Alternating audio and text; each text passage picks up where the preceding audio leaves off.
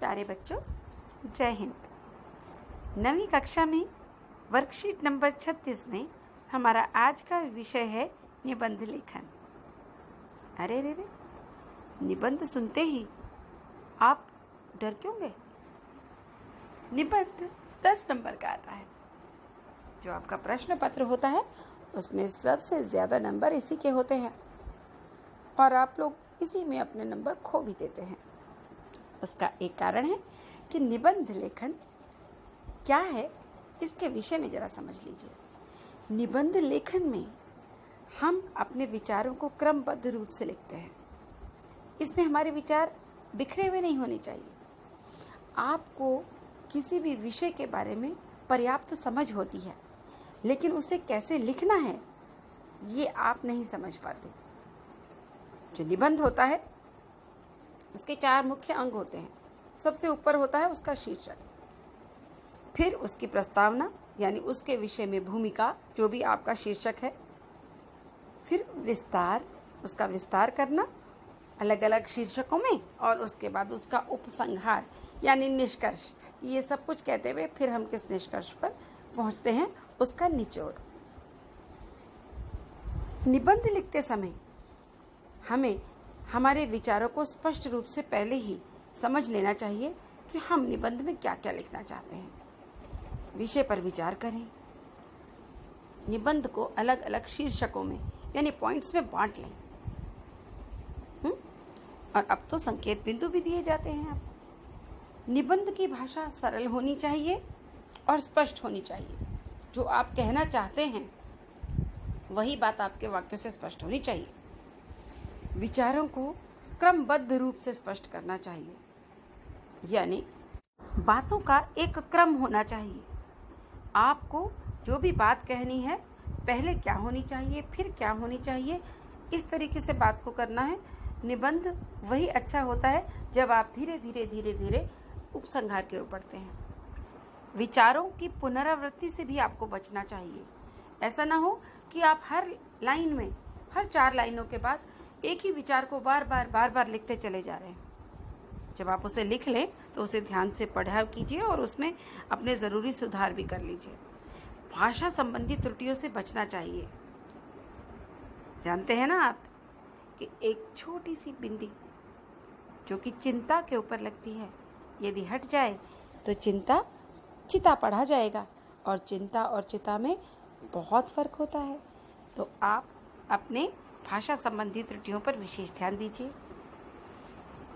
अगर आपको कोई उपयुक्त कथन किसी का कहा हुआ या कोई उदाहरण उस विषय से संबंधित याद आ रहा हो तो आप उसे भी सही जगह पर ज़रूर जोड़िए। इससे और भी प्रभाव पड़ता है। न हो तो कोई श्लोक, कोई कविता की पंक्तियाँ जो उस शीर्षक को सार्थक करती हो, आप उसे भी लिख सकते हो। इससे भी निबंध बड़ा प्रभावशाली हो जाता है। निबंध बहुत बड़ा भी मत लिखिए। ज़्यादा बड़े निबंध पर ज़्यादा अंक नहीं मिलते हैं। निबंध क्रमबद्ध तरीके से हो, आपकी जो विशेष बातें हों वो सारी उसमें आ गई हों।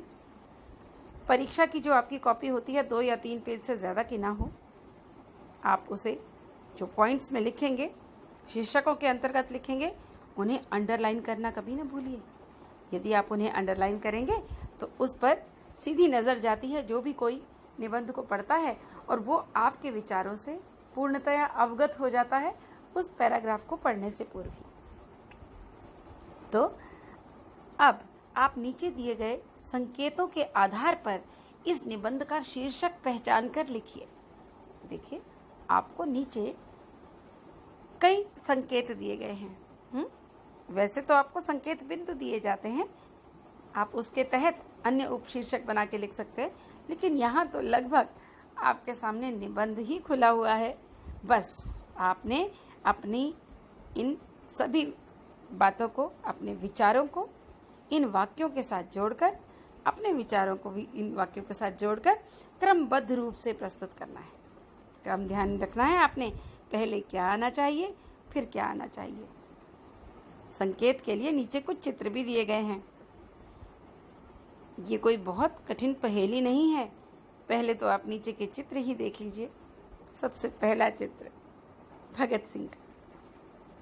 भगत सिंह जी, जो हंसते हंसते फांसी के फंदे पर चढ़ गए थे देश को आज़ादी दिलाने के लिए, और उनके साथ ही नेताजी सुभाष चंद्र बोस। आपको ये बताने की आवश्यकता नहीं कि जहां ऐसी विभूतियों के चित्र बने हुए हैं, उसे तो संकेत पढ़ने से पूर्व ही आप समझ सकते हैं कि निबंध का शीर्षक क्या होना चाहिए। आप देखिए कि उन्होंने क्या आपको संकेत दिए हैं। स्वतंत्रता यानी आज़ादी। भारत लगभग 200 वर्षों तक अधीन रहा। देश गुलामी से आज़ाद हुआ। बहादुर लोग देश के लिए अपना जीवन समर्पित कर दिया। देश को स्वतंत्र कराने के लिए अंतहीन बलिदान दिए। देशभक्ति और देश प्रेम के लिए उन्हें याद किया जाता है। इनके कारण स्वतंत्र हैं। देश को अन्याय और शोषण से मुक्त कराने के लिए लड़े। लोगों की सुरक्षा के लिए तत्पर रहे। हर परिस्थिति से गुजरे। कई यातनाएं सही। जन जन को प्रेरित किया।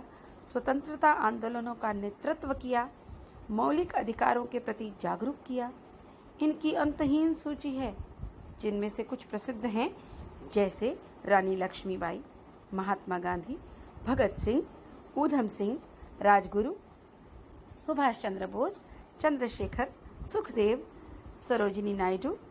तो कुछ अज्ञात, कुछ ने शांति से तो कुछ ने उग्र रूप से अपनी भूमिका निभाई।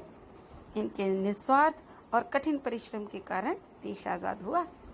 उनके अनमोल प्रयास बेकार न हो, इसलिए हमें भी एक जिम्मेदार नागरिक के रूप में अपने कर्तव्यों का पालन करना चाहिए।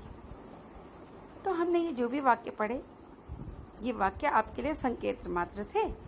तो आपने क्रमबद्ध रूप से कि पहले क्या आना चाहिए, फिर क्या आना चाहिए, ऐसे ही आप स्वतंत्रता यानी आज़ादी, अगर ये लिखा है तो इसके विषय में कुछ लिखें अपने आप से। सिर्फ ये पूरा का पूरा निबंध नहीं है, आपने केवल इन संकेतों का उपयोग करके अपने विचार व्यक्त करने हैं। और साफ साफ दिखाई पड़ रहा है कि जो सबसे ऊपर का भाग है वो एक तरह से प्रस्तावना भी है, भूमिका भी है, उसका विस्तार भी है, और जो दूसरा भाग है वो तो पूरा विस्तार ही है।